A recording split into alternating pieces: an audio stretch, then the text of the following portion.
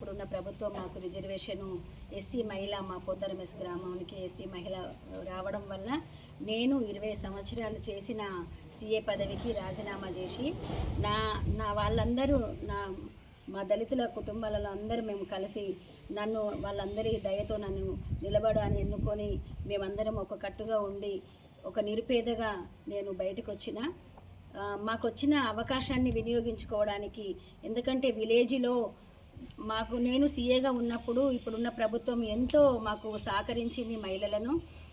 ఏదైనా ఇప్పుడున్న ప్రభుత్వం ఉచిత బస్సు అయినా, మహిళలకి ఉచిత కరెంట్ అయినా, ఎన్నో మేము 20 సంవత్సరాలు 12 సంవత్సరాలు నుండి కుట్టిన 6-7 సంవత్సరాల నుండి కుట్టిన డ్రెస్సుల రాకపోయినా కూడా మా గౌరవనీయులు మినిస్టర్ గారి దయతోటి నాకు మా అందరికీ టైలరింగ్ గార్మెంటు బిల్స్ రావడం జరిగింది. పోయిన మార్చిలో ఇంకా కూడా బిల్స్ వచ్చేటున్నాయి. మళ్ళీ ఇప్పుడు ఈ ప్రభుత్వం వచ్చినాక అంతకుముందు అయితే ఎంతో కష్టపడేది స్టిచ్చింగ్ డ్రెస్ల విషయంలోనైతే.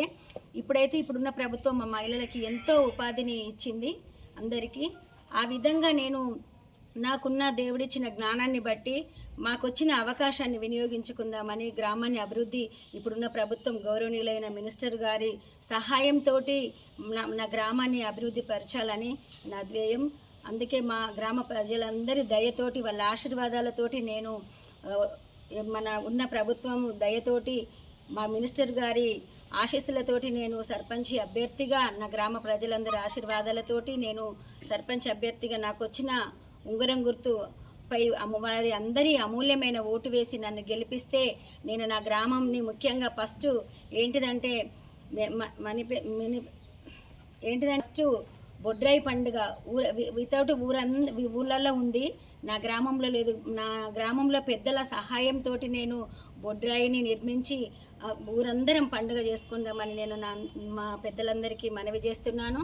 అదేవిధంగా ఎక్కువగా ఉన్న కోతులందరినీ పెద్దల సహాయంతో ఊరి బయట తరిమి కొడదామని నేను అది హామీ ఇస్తున్నాను. మరియు పిల్లలకి ఓపెన్ జిమ్ము, లైబ్రరీ నా గ్రామంలో గౌరవనీయులు మినిస్టర్ గారి సహాయంతో నేను అవి కూడా చేస్తానని నేను హామీ ఇస్తున్నాను. మరియు బిర్జీ అక్కడికి వెళ్ళినప్పుడైతే ఉమ్మడి కరీంనగర్ ఉన్నప్పుడు మంతిని, మాదేవ్పూర్ అటు ట్రైబల్ ఏరియా ఏ విధంగా ఉండేనో అక్కడ నేను గ్రౌండ్ వరకు కడప వెళ్ళి వాళ్ళని మందలించినప్పుడు అక్కడ వెళ్ళినప్పుడైతే చాలా బాధ అయింది. ముఖ్యంగా గౌరవనీయులు మినిస్టర్ గారి దయతో సహాయంతో ఆయనను తీసుకొచ్చి అక్కడ బ్రిడ్జి కట్టించి అక్కడ పిల్లలు స్కూల్ వెళ్ళడానికైనా వాళ్ళు నడవడానికైనా చాలా ఇబ్బందికరంగా ఉంది. చాలా అంటే చాలా బాధ అనిపించింది. అక్కడికి వెళ్ళినప్పుడు అక్కడ మెయిన్ ఫస్ట్ బ్రిడ్జి కట్టించి సీసీ రోడ్డు వేయించాలని నా ఆలోచన, నా ధ్యేయం. గౌరవనీయులు మినిస్టర్ గారి సహాయంతో మరియు ఇంకా మిగిలిన సీసీ రోడ్లు నా గ్రామంలో ఎక్కడ ఏ గల్లీకి ఏ వాడకు సీసీ రోడ్లు మిగిలి ఉన్నాయో అవన్నీ నా గ్రామంలో చక్కగా సీసీ రోడ్లు వేసి నా గ్రామాన్ని నందనవనంగా చక్కదిద్దుతానని నా ధ్యేయం, నా ఆలోచన.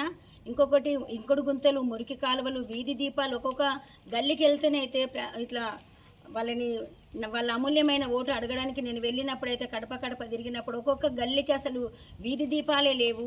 ఎప్పటికీ ఎల్లవేళలా వీధి దీపాలు ఉండేటట్టు, అదే వీధి దీపాలు, మురికి కాలువలు, ఇంకుడు గుంతలు ఉండేటట్టు, నీరు కూడా మంచినీటి సదుపాయం కూడా చేయిస్తానని నేను హామీ ఇస్తున్నాను. ఎల్లవేళలా నా గ్రామాన్ని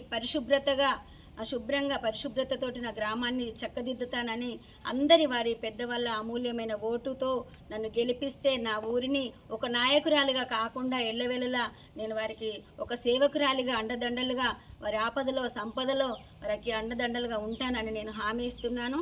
అందులో మళ్ళీ నా గ్రామంలో ఎవరైనా మరీ నిరుపేద ఎవ్వరూ లేరు అన్న నిరుపేదకు నన్ను గెలిపిస్తే సర్పంచ్గా వచ్చిన జీతాన్ని నేను వారికి ఇస్తానని నా గ్రామ ప్రజలందరి ముందు పెద్దల నేను అందరి ముందు మాటిస్తున్నాను.